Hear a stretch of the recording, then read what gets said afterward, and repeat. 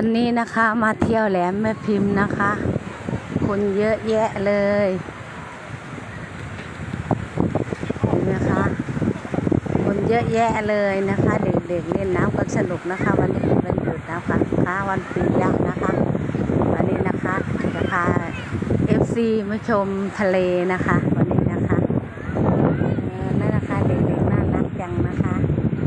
เล่นน้ำทะเลกันสนุกสนานนะคะวันนี้นะคะยายจะพามาดูนะคะมาเที่ยวทะเลนานๆได้ลงมาเที่ยวทะเลก็สนุกดีนะคะแต่ไม่การลงน้ำหรอกค่ะมันเค็มค่ะดูเขาเล่นก็พอแล้วนะคะสนุกสนานนะคะคนเยอะแยะเลยนะคะวันนี้นะคะคนเยอะมากเลยค่ะทุกอาทิตย์ไม่มีคนนะคะมีอาทิตย์นี้นะคะเป็นวันหยุดนะคะคนก็เลยมาเยอะสนุกสนานพาลูกพาหลานมาเที่ยวนะคะเดี๋ยวก็เปิดเทอมแล้วนะคะเห็นไหมคะทะเลมาเที่ยวทะเลกันนะคะเด็กๆเล่นน้ำกันสนุก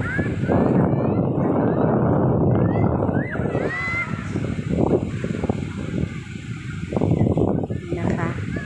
แหลมแม่พิมพ์นะคะจังหวัดระยองนะคะคนเยอะมากเลยค่ะยิ่งเย็นยิ่งเยอะคนเยอะมากเลยสนุกสนานกันนะคะเด็กๆเล่นทรายเล่นน้ำห่วงยางรถเรือโมเดน่าโบ๊ทนะคะค่ะน่าสนุกนะคะแต่ก็ลงเล่นไม่ได้แล้วค่ะเมาคลื่นค่ะเกิดคลื่นเขาไม่แรงนะคะคลื่นเขาเบาๆนะคะก็ถือว่าสนุกกันอยู่วันนี้นะคะวันนี้คนเยอะลูกเยอะมากเลยทุกอาทิตย์ก็มีเยอะ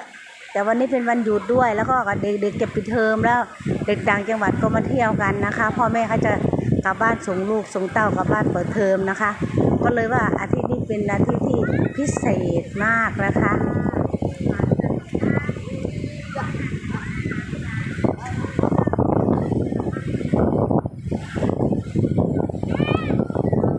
สนุกกันจริงๆเด็กๆนะคะ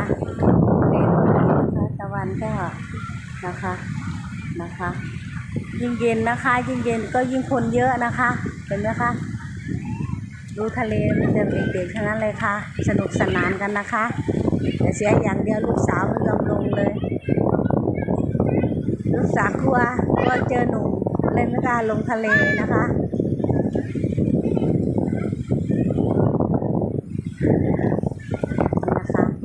ค่ะก็ขอบคุณนะคะ FC นะคะแก้วจุฑารัตน์นะคะก็ถ่ายให้ดูแค่นี้ก่อนนะคะขอบคุณทุกท่านค่ะอย่าลืมนะคะกดไลค์กดติดตามให้แก้วด้วยนะคะรัก FC ทุกคนค่ะรักมากๆค่ะขอบคุณค่ะ